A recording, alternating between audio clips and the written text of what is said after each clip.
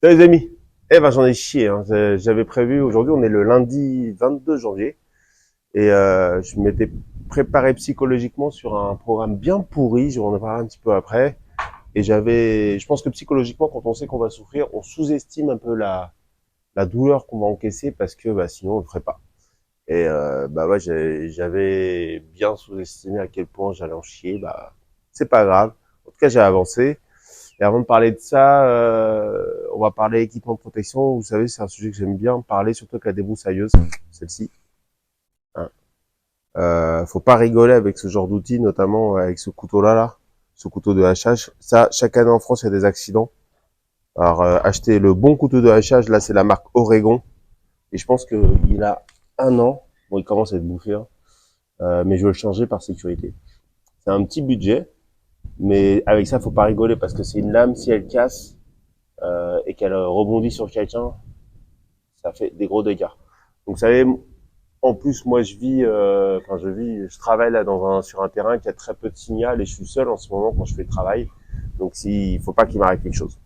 Mais là, du coup, j'utilise un casque, une visière de protection, c'est ça, pour tous les rebonds que vous pouvez prendre, les graviers, les branches qui partent avec la vitesse de rotation de la machine.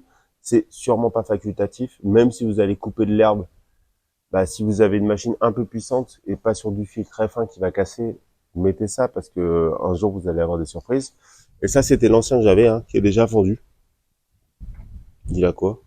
Ouais, il a quand même 1 an. Ouais, il est fondu à plusieurs endroits.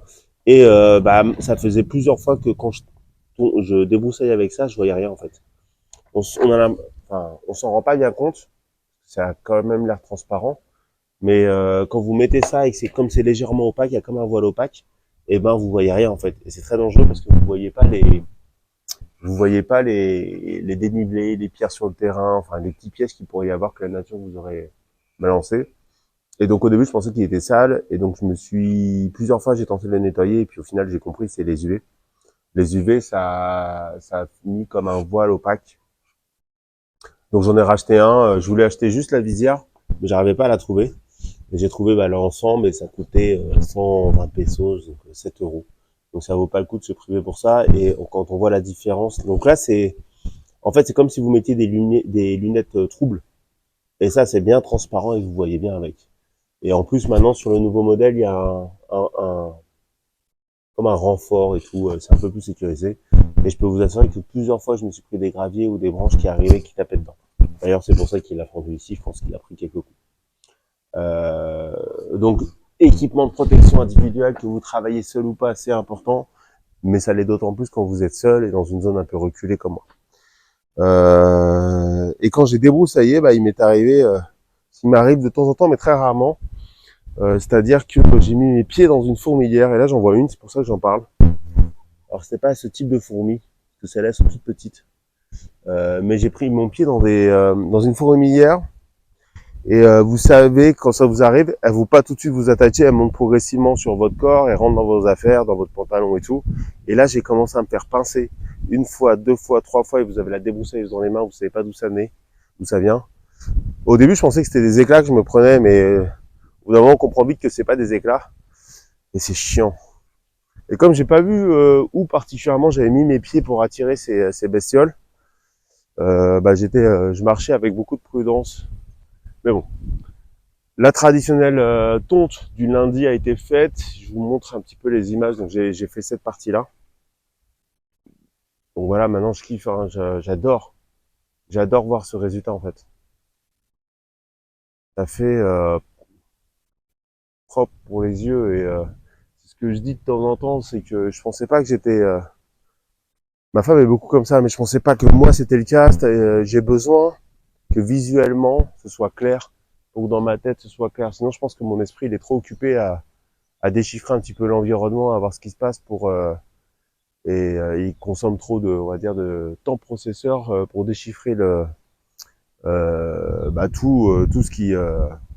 ce que j'ai à faire. Alors que quand c'est clair comme ça, paf, j'ai tout de suite les idées plus claires. Le vent s'est levé, il pluviote depuis ce matin, c'est un peu gris. J'ai même pour une fois pu travailler torse nu parce qu'il pleuvait, que j'ai qu'un seul t-shirt. C'est la première fois, je crois, que j'ai pu travailler torse nu. Donc je sais pas, on doit être à l'intersaison. Enfin bref. Qu'est-ce que j'ai fait donc d'aussi chiant que j'avais prévu de faire? C'est j'ai fini toute la partie irrigation. Je me suis du coup rendu compte que j'avais pas assez de pression pour aller au fond, mais bon, j'ai des astuces. Si par exemple, je n'allume que ces deux derniers canaux, j'espère que le son va être quand même acceptable. Si j'allume que ces deux derniers canaux et que je ferme les premières valves, j'imagine que l'eau ira jusqu'au bout. Mais sinon, ça s'arrête aux 2/3. Et donc, bon, là, j'avais commencé à planter, je vous l'avais présenté la fois d'avant. Mais, il se trouvait que, bon, j'ai des trous qui sont prêts à être plantés, mais j'ai des trous qui sont vides, en fait, et qui étaient remplis de caillasses. Enfin, qui sont, pour certains, toujours remplis de caillasses. Donc, ceux-là, j'ai commencé à les vider, là. Et donc, je fais pas la même erreur que j'ai fait là-bas. C'est-à-dire que j'enlève aussi la caillasse qui est tout autour, parce que quand je débroussaille, ça tape dedans. Au mieux, ça fend la pierre. Au pire, ça me l'envoie dans la tête. Ça fait jamais plaisir. Et donc ça, c'est une partie des pierres que j'ai soulevées. Euh, c'est un peu frustrant parce que quand on regarde comme ça à la caméra, là, on a l'impression que c'est un petit tas de pierres et que je la ramène pour rien. Mais pour une fois, j'ai sorti ma ceinture lombaire. Et celle-là, je la mets pas souvent. C'est une ceinture que j'ai achetée sous pression. Sous pression de ma femme qui m'a dit, fais pas le con, t'abîmes pas le dos. Donc j'ai lutté pour l'acheter en plus, ce qui est complètement bête, hein, parce que ça coûte pas grand-chose, hein, ça va coûter 10 euros, je pense. J'ai lutté pour l'acheter, et après, quand je l'ai acheté, je l'ai pas vraiment mise. Mais là, je me suis dit, je vais soulever tellement de pierres que j'ai intérêt à la mettre. Et donc, je sais pas si ça fait effet, ou en tout cas là, je sens pas, ça tire pas au niveau du dos. Après, c'est aussi beaucoup un niveau, enfin, c'est beaucoup lié à la posture que vous prenez quand vous ramassez. Donc, j'essaie d'être les jambes fléchies, ce qui est pas très naturel pour moi, mais bon. Donc voilà, j'ai nettoyé pas mal là de pierres, j'ai mis de la terre qui restait. Pourquoi? Parce que comme ça sera de la terre que je vais pas racheter tout de suite. Donc je dois faire ça un petit peu sur cette zone. Il y a pas mal, là on voit des cailloux, là je sais pas si je vais pouvoir tous les porter hein, sans les briser. Voilà. Il y a des cailloux un peu partout là comme ça, et puis bah là sous l'herbe, on voit pas très bien à l'image. Donc tout ça je vais le dégager. Une fois que j'aurai préparé tous mes trous et que j'aurai re-rempli les trous avec la terre qui était disponible sur le terrain, je vais essayer d'estimer le nombre de sacs de terre dont j'ai besoin pour les remplir. Et après, bah voilà, je les remplirai et puis ce sera bon. J'aurai plus qu'à planter, donc à savoir, à sélectionner les espèces que je veux mettre, en sachant que là, j'ai des contraintes d'eau, d'irrigation. Sinon, bon voilà, c'était ça la partie super chiante. Et c'est chiant. Et en plus, bah, de toute façon, j'étais pas dupe, hein. Je savais que j'allais pas réussir à tout faire ce matin. Mais comme d'habitude, on pense toujours faire plus et au final, bah tant pis, on se contente de ce qu'on a fait. On est déjà bien content d'avoir déjà dégagé toute cette partie de la pierre. Ça fait ça au moins qui traîne sur le terrain, ça fait ça au moins qui tape quand vous débroussaillez et qui est aussi désagréable quand vous marchez avec même avec des chaussures comme les miennes qui sont coquées quoi. Au niveau des fruits, bah ça y est, hein, c'est en route, hein, la machine est en route. Alors c'est marrant, c'est pas des fruits qui viennent de la première série d'arbres que j'ai plantés près de l'arbre, du mur. C'est plutôt des fruits sur des arbres qui ont été plantés récemment. Donc celui-là, je l'avais montré, j'étais super content. Par hasard, j'avais vu que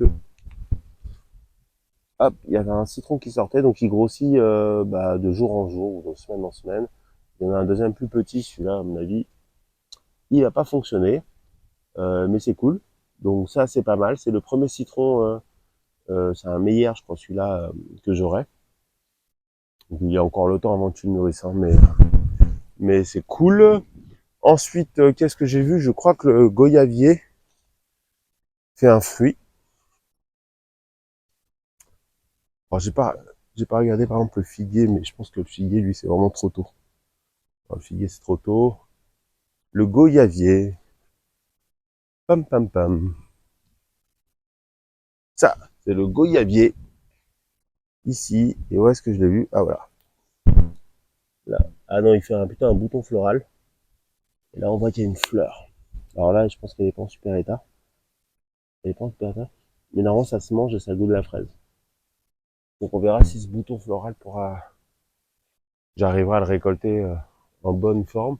Ou même d'ailleurs, peut-être je vais le laisser sur l'arbre, peut-être qu'il va se transformer en fruit celui-là.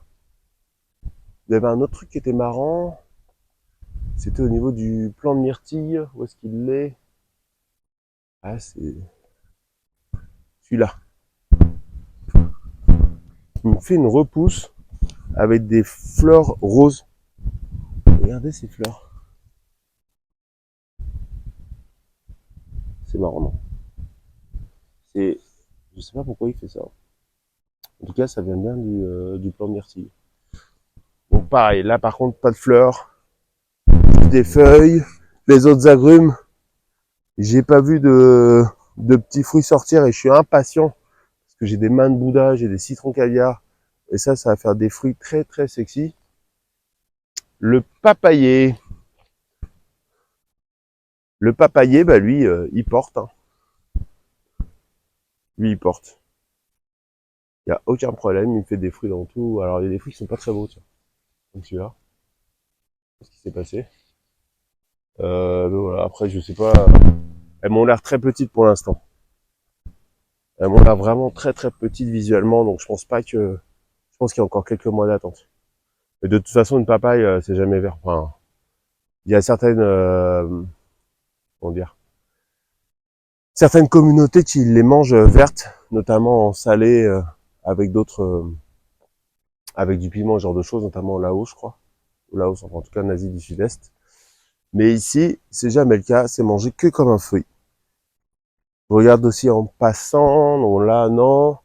Le tout petit bananier, le chouchou, il va bien. Il suffit de faire des feuilles. Il pousse pas beaucoup son tronc, mais bon, j'imagine qu'il faut être patient. Soyons-le.